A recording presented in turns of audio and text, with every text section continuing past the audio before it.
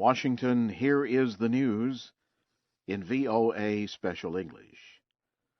Senate Majority Leader Harry Reid says there will be no vote Sunday night to avoid a possible financial crisis in the United States. The senator says significant differences remain between Democratic and Republican lawmakers as they try to reach a deal to avoid tax increases and government spending cuts that otherwise will take effect on Tuesday.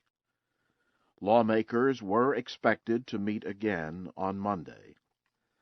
Earlier Sunday, President Obama urged Congress to act to avoid the crisis. Without congressional action, taxes will increase on New Year's Day to much higher levels. The President of the Central African Republic says he is willing to enter into a coalition government with the rebels who have taken control of 1/3 of his country. François Bozizé spoke at a press conference Sunday after meeting with visiting African Union Chief Thomas Yayi Boni. Earlier in the day, rebels in the Seleka Rebel Alliance warned they could soon enter the capital, Bangui. The threat comes even though the rebels agreed to talks next month with the government. The United Nations Arab League diplomat for Syria has warned that 100,000 people could die in the Syrian conflict next year. Lakhdar Brahimi says world powers must press the Syrian government and rebels to negotiate an end to their 21 months of conflict. Mr. Brahimi spoke Sunday in Cairo. He said Syria would turn into a failed state like Somalia if the war continues. Syrian rebels have refused to negotiate unless Syrian President Bashar al-Assad resigns and leaves the country. An attempt in Iraq by the Sunni Muslim Deputy Prime Minister to calm an anti-government protest has ended badly. Guards protecting Deputy Prime Minister Salah al-Mutlaq fired into a crowd Sunday as the demonstrators tried to attack Mr. Mutlaq. 2 people were wounded. The incident took place near the city of Ramadi, where thousands of Sunni Muslims have been protesting for a week.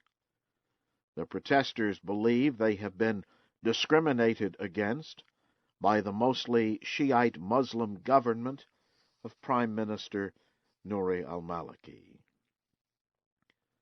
Yemeni officials have confirmed a 4th deadly missile attack on the al-Qaeda group in Yemen in the past week. Officials say reported American missile attacks have increased. Officials say the attack late Saturday killed 3 suspected al-Qaeda members in a vehicle in Bayda province. Officials have reported many apparent United States drone strikes in 2012, but 4 such attacks in 1 week is unusual. Egypt says it will restart negotiations in January for an emergency loan from the International Monetary Fund. The value of Egypt's money has dropped to an 8-year low against the dollar. Egyptian Prime Minister Hisham Kandil said Sunday the requested loan is small compared to the country's needs. But he said the IMF aid would help investors regain trust in Egypt. Egypt suspended its talks with the IMF earlier this month as it tried to deal with deadly street protests for and against a new constitution. The political unrest has led many Egyptians to exchange their Egyptian pounds for dollars. You are listening to the news in VOA Special English. The body of the woman whose rape led to huge demonstrations of grief and anger across India has been burned in a private ceremony. The young woman's body was flown home from Singapore after her death Saturday. The 23-year-old woman died in a Singapore hospital after suffering internal injuries and brain damage in the attack. Indian officials have charged 6 men with murder. In Mumbai, Bollywood actors came out to show their support. New Delhi has seen huge protests since the woman was attacked on December 16th. Pakistani officials say a bomb attack Sunday killed at least 19 Shiite Muslims traveling on 3 buses. 25 other people were wounded in the explosion in Baluchistan province. 1 bus was destroyed and another was badly damaged. Officials say the bus passengers were on their way to Iran, a majority Shiite country, and a popular place for religious travelers to visit. Pakistan is a majority Sunni Muslim country. There has been no claim of responsibility for the attack. Also in Pakistan, officials say 21 of the 23 tribal fighters kidnapped by militants Thursday near the city of Peshawar have been found shot dead.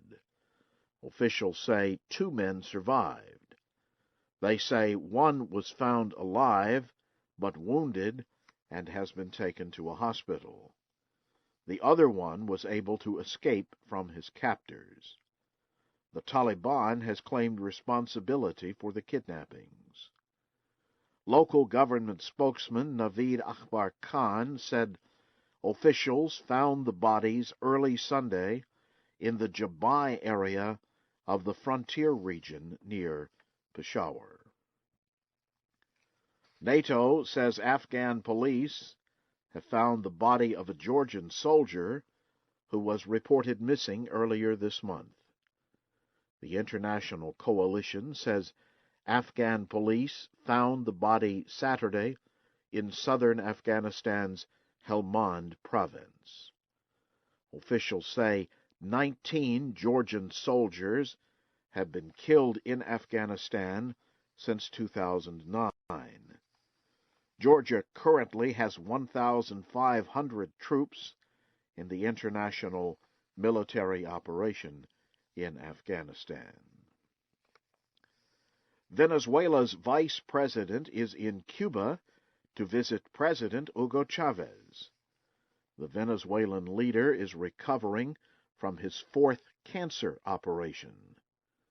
Nicolas Maduro arrived in Havana on Saturday with his wife and members of Mr. Chavez's cabinet. President Chavez has not been seen in public in almost 3 weeks. He is to be sworn in for a 4th term on January 10th, but government officials do not think he will be healthy enough to return to Venezuela by then.